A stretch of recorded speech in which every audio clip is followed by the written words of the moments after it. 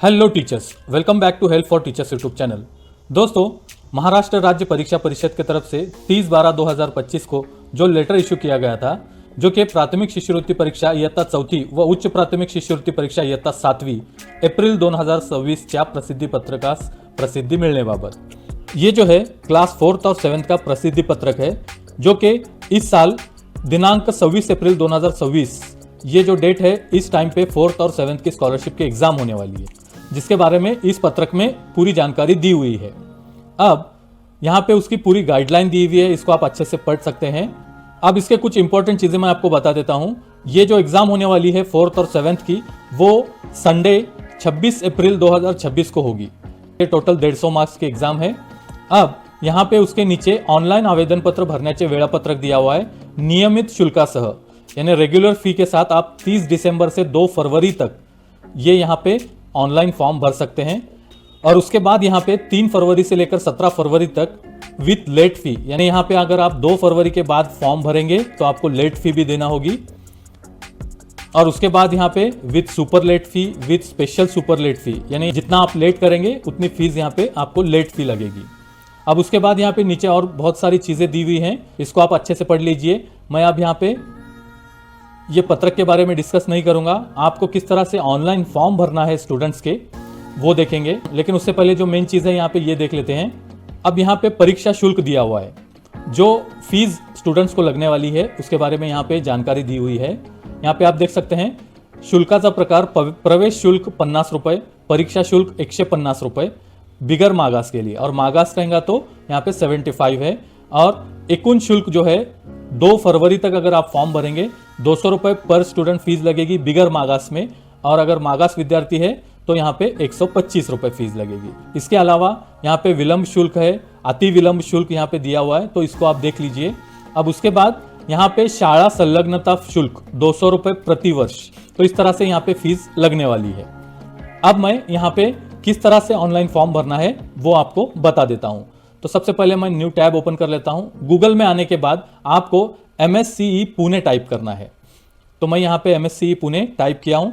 अब ऊपर ही यहाँ पे पहली ही वेबसाइट ओपन होती है puppssmsce.in, ये जो है महाराष्ट्र राज्य परीक्षा परिषद की वेबसाइट है, इसको मैं ओपन कर लेता हूँ। अब यहाँ पे ओपन करने के बाद सबसे पहला है शिष्यवृत्ति परीक्षा 2026, शिष्यवृत्ति परीक्षा 2025। हमें यहाँ पे नया फॉर्म भरना है जो कि 2026 के एग्जाम वाला है, तो मैं यहाँ पे ऊपर वाले पॉइंट पे क्लिक कर लेता हूँ। अब उसके बाद यहाँ पे 2 टैब आते हैं, इयत्ता 4थी व इयत्ता 7वी शिष्यवृत्ति परीक्षा करिता इथे क्लिक करा, और नीचे है इयत्ता 5वी व 8वी शिष्यवृत्ति परीक्षा करिता इथे क्लिक करा। हमें यहाँ पे अभी 4th और 7th का लिखना है, तो मैं ऊपर वाले टैब पे क्लिक कर लेता हूँ। अब यहाँ पे आने के बाद स्कॉलरशिप के जो 5th और 8th के अभी तक फॉर्म भरते थे उन लोगों को पता ही होगा कि यहाँ पे 2 स्टेज में आपको फॉर्म भरने होते हैं। सबसे पहले तो आपके स्कूल का रजिस्ट्रेशन करना होता है, और रजिस्ट्रेशन करने के बाद आपको स्टूडेंट्स के यहाँ पे फॉर्म फिल करना होते हैं। तो सबसे पहले हमें यहाँ पे रजिस्ट्रेशन करना है अपने स्कूल के लिए। अब रजिस्ट्रेशन करने के लिए यहाँ पे ऊपर दिया हुआ है शाला नोंदणी ओनली 4th and 7th, तो हम इस पे क्लिक कर लेते हैं। अब इस पे क्लिक करने के बाद यहाँ पे आप देख सकते हैं शाळा नोंदणी करने व शाळा माहिती प्रपत्र भरण्याबाबत सूचना, स्कूल रजिस्ट्रेशन फॉर्म। अब यहाँ पे शाळा नोंदणी ओनली 4th and 7th ये फॉर्म ओपन हो चुका है। अब यहाँ पे आपको स्कूल डिटेल डालनी है। स्कूल डिटेल के अंदर सबसे पहले है शाळेचा UDAS कोड। अब यहाँ पे 2 तरह के स्कूल्स होंगे, जिनके पास 5th क्लास थी और जो 5th के फॉर्म भर चुके हैं। ऐसी स्कूलें फर्स्ट कैटेगरी में आएगी, और दूसरी कैटेगरी में वो स्कूलें आएंगी जो या 8th के स्कॉलरशिप के फॉर्म नहीं भरते थे हर साल, और इस साल भी नहीं भरे हुए, जिनकी स्कूल सिर्फ 4th तक ही है और वो पहली बार यहाँ पे फॉर्म भरने वाले हैं। तो यहाँ पे उनका प्रोसेस अलग है, और जो 5th के ऑलरेडी भर चुके हैं उनकी प्रोसेस अलग है। अब मैं सबसे पहले ऐसी स्कूल का UDAS नंबर डालता हूँ जो यहाँ पे 5th के फॉर्म हमने पहले ही भर चुके हैं। तो उनके लिए क्या प्रोसेस आती है पहले वो देख लेते हैं, और उसके बाद फ्रेश स्कूल के लिए कैसे करना है वो देखेंगे। अब मैं यहाँ पे एक UDAS नंबर डाल देता हूँ। अब मैंने यहाँ पे एक ऐसी स्कूल का UDAS कोड डाला हुआ है जो कि अभी फिलहाल में हमने 5th के यहाँ पे स्कॉलरशिप के फॉर्म भरे हुए हैं, क्योंकि वो स्कूलें जो पहले फॉर्म भर चुके हैं वो यहाँ पे उनका UDAS नंबर ऑलरेडी यहाँ पे रजिस्टर है, इस वजह से इसकी डिटेल अपने आप यहाँ पे शो होती है। जैसे ही आप यहाँ पे UDAS नंबर डालेंगे तो नीचे स्कूल शो होगी, और उसके नीचे यहाँ पे आपको ही तुमची शाळा आहे का इस पर क्लिक करके यस करेंगे तो उस स्कूल की सारी जानकारी यहाँ पे ऑलरेडी फील्ड मिलेगी आपको। यहाँ पे यानी आपको यहाँ पे कुछ जानकारी डालने की जरूरत नहीं होगी, सिर्फ आप यहाँ पे सबमिट कर सकते हैं। अगर कुछ करेक्शन होगा तो करेक्शन कर लीजिए पहले और डायरेक्ट यहाँ पे सबमिट कर सकते हैं और आगे जा सकते हैं। अब ये तो हो गया जिन स्कूल का पहले यहाँ पे 5th के फॉर्म भरे हुए हैं। अब जो ऐसी स्कूलें हैं जो कि 4th के फॉर्म यहाँ पे फ्रेश भरने वाले हैं, जो अभी तक स्कॉलरशिप पोर्टल पे यहाँ पे यूडाइस नंबर रजिस्टर ही नहीं है, तो उनके लिए मैं यहाँ पे वापस से रिफ्रेश कर लेता हूँ पेज और यहाँ पे ऐसा यूडाइस कोड डालता हूँ जो कि सिर्फ 4th तक की ही स्कूल है। अब मैंने यहाँ पे ऐसी स्कूल का यूडाइस कोड डाला हुआ है जो कि सिर्फ 4th तक ही है और फ्रेश यहाँ पे फॉर्म भरना है, अभी तक स्कॉलरशिप के फॉर्म भरे हुए नहीं है। तो जैसे ही ऐसा यूडाइस कोड डालेंगे तो यहाँ पे ऊपर आप एक मैसेज पढ़ सकते हैं, प्रविष्ट केलेला यूडाइस कोड नोंदणीकृत नाही, कृपया आवश्यक तपशील भरा। जैसे पिछले बार हमने देखा कि जो ऑलरेडी है वो सिर्फ यहाँ पे स्कूल ही तुमची शाळा आहे का ये सिलेक्ट करना है, लेकिन यहाँ पे इस तरह से नहीं आता है।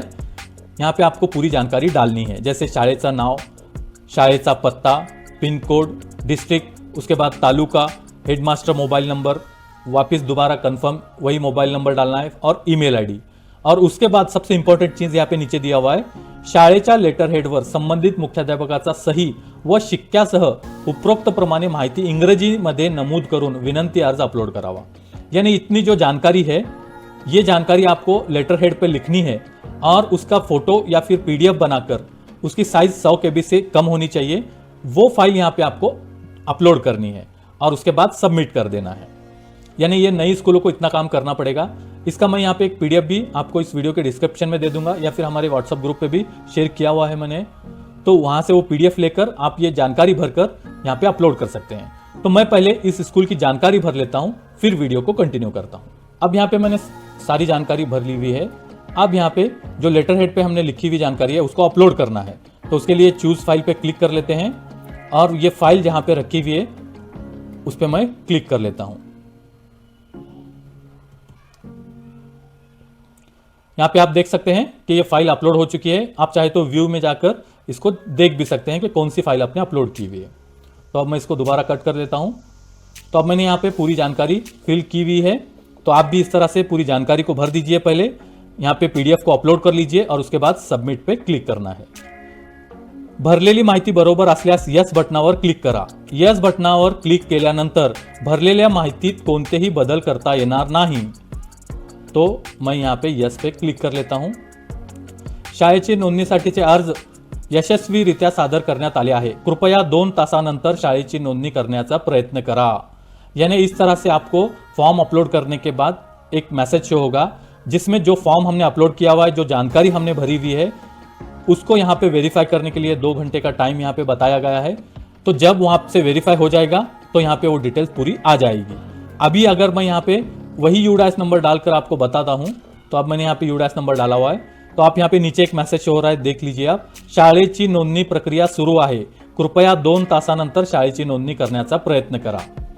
यानी ये फॉर्म को अपलोड करने के बाद, डिटेल डालने के बाद आपको 2 घंटे वेट करना है और उसके बाद वहां से आप आगे काम कर सकते हैं। तो अभी फिलहाल मैं यहाँ पे वीडियो को पॉज कर लेता हूँ। जब यहाँ पे वेरीफाई हो जाएगा, कितना टाइम लगता है वो भी मैं आपको बताऊंगा। तो जैसे ही ये वेरीफाई होता है मैं यहाँ पे वीडियो को कंटिन्यू करूंगा। अब 2 घंटे के बाद आपको वापस उसी तरह से क्रोम में आना है, MSc पुणे इसकी जो वेबसाइट है उसको ओपन कर लेना है। अब यहाँ पे वापस से हम शिष्यवृत्ति परीक्षा 2026 उसके बाद 4th व 7वीं इसी पे क्लिक कर लेना है। अब वापस से यहाँ आने के बाद हमें दोबारा यहाँ पे शाळा नोंदणी इसी पे क्लिक करना है, क्योंकि हमारा अभी तक यहाँ पे रजिस्ट्रेशन कंप्लीट नहीं हुआ है।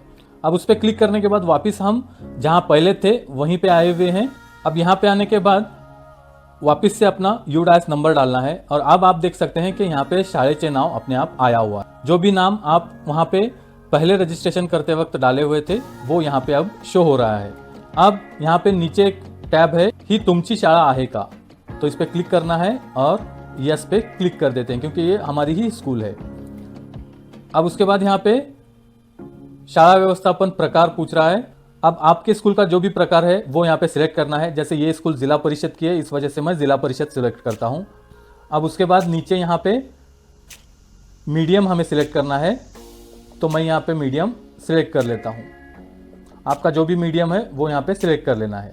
अब यहाँ पे और एक चीज़ मैं आपको बताना चाहता हूँ, अगर आपकी स्कूल सेमी इंग्लिश है, यानी जो भी 4th के स्टूडेंट हैं उनके पेपर आप सेमी इंग्लिश में चाहते हैं, तो यहाँ पे आप देख सकते हैं जो भी मीडियम है प्लस इंग्लिश लिखा हुआ है, यानी semi English, semi Urdu, semi Hindi, semi Gujarati, इस तरह से ये आपको सिलेक्ट कर लेना है। सिर्फ जो मीडियम की स्कूल है वही सिलेक्ट कर लेता हूँ, सेमी इंग्लिश नहीं है, इस वजह से मैं सेमी इंग्लिश यहाँ पे सिलेक्ट नहीं करूँगा। अब उसके बाद यहाँ पे दिखा हुआ है शाळेचा प्रकार, आपली शाळा कोणत्याही प्रकारची आश्रमशाळा नसल्यास आश्रमशाळा व्यतिरिक्त शाळा हा शेवटचा पर्याय निवडावा। तो अपनी स्कूल जो है वो आश्रम स्कूल नहीं है, तो इस वजह से नीचे यहाँ पे लिखा हुआ है आश्रमशाळा व्यतिरिक्त इतर शाळा, इस पे हम क्लिक कर लेते हैं। उसके बाद शाळेचे क्षेत्र, अब यहाँ पे क्षेत्र पे क्लिक करेंगे तो ग्रामीण या शहरी, तो हमारा जो है वो ग्रामीण विभाग है, तो मैं ग्रामीण सिलेक्ट कर लेता हूँ। आपके हिसाब से आप यहाँ पे सिलेक्ट कर लीजिए। अब उसके बाद ईमेल आईडी, शाळेचा ईमेल आईडी, तो यहाँ पे आपके स्कूल का ईमेल आईडी डाल दीजिए। उसके बाद कंफर्म स्कूल ईमेल आईडी, दोबारा वही ईमेल आईडी को डालना है। उसके बाद नीचे यहाँ पे do you have internet connection, शायद इंटरनेट कनेक्शन आहे का, यस नो आप सिलेक्ट कर सकते हैं, मैंने यहाँ पे नो किया हुआ है। यहाँ पे जो भी आपने पहले एड्रेस भरा हुआ था वो यहाँ पे शो होगा, इसमें अब हमें ऐड करना है। जैसे यहाँ पे विलेज, सिटी, गांव, शहर, तो हमारा जो विलेज है वो डाल देता हूँ मैं। अब उसके बाद पोस्ट भी वही है हमारा। उसके बाद डिस्ट्रिक्ट, तालुका यहाँ पे पहले से ऑलरेडी आया हुआ है, पिन कोड आया हुआ है, टेलीफोन नंबर, दूरध्वनि क्रमांक एसटीडी कोड सह। अगर आपके स्कूल में लैंडलाइन है तो आप यहाँ पे एंटर कर दीजिए, अगर नहीं है तो आपको यहाँ पे इसको ब्लैंक नहीं छोड़ सकते क्योंकि यहाँ पे रेड स्टार दिया हुआ है, तो इस वजह से 000 डाल देते हैं। यहाँ पे जो है वो 11 डिजिट का नंबर होना चाहिए, तो मैं 11 बार 0 यहाँ पे डाल दिया हूँ। परीक्षा परिषद संलग्नता शुल्क 200 रुपये ऑलरेडी है। अब यहाँ पे हेडमास्टर डिटेल डालनी है, last name, first name, middle name, mobile number यहाँ पे अपने आप आया हुआ है जो हमने 2 घंटे पहले डाला हुआ था, उसी मोबाइल नंबर को वापस से यहाँ पे कंफर्म मोबाइल नंबर पे डाल देना है। उसके बाद यहाँ पे ईमेल आईडी भी अपने आप आया हुआ है, तो मैं पहले ये डिटेल डाल देता हूँ, फिर वीडियो को कंटिन्यू करता हूँ। तो अब यहाँ पे मैंने पूरी डिटेल डालकर कंप्लीट कर लिया हूँ। यहाँ पे 2 चीज़ें आपको बराबर ध्यान से डालनी है, एक है शाळेचा ईमेल आईडी यानी स्कूल का ईमेल आईडी, क्योंकि यहाँ पे लिखा हुआ है वरील रकान्यामध्ये आपला ईमेल आईडी काळजीपूर्वक भरावा, सदर नमूद केलेल्या ईमेल आईडीवर यूजर नेम आणि पासवर्ड प्राप्त होईल, यानी एक ईमेल आईडी स्कूल का और दूसरा जो है यहाँ पे नीचे HM का मोबाइल नंबर, यहाँ पे भी आप देख सकते हैं, यहाँ पे भी वही लिखा हुआ है वरील रकान्यामध्ये आपला मोबाइल नंबर काळजीपूर्वक भरावा, सदर नमूद केलेल्या मोबाइल नंबरवर यूजर नेम आणि पासवर्ड प्राप्त होईल, यानी स्कूल का ईमेल आईडी और HM का मोबाइल जो है उस इन दोनों पे यूजर आईडी और पासवर्ड आता है। तो अब मैंने यहाँ पे सारा कंप्लीट कर लिया हुआ है। अब हमें नीचे यहाँ पे सबमिट पे क्लिक कर लेना है, तो मैं यहाँ पे सबमिट पे क्लिक कर देता हूँ।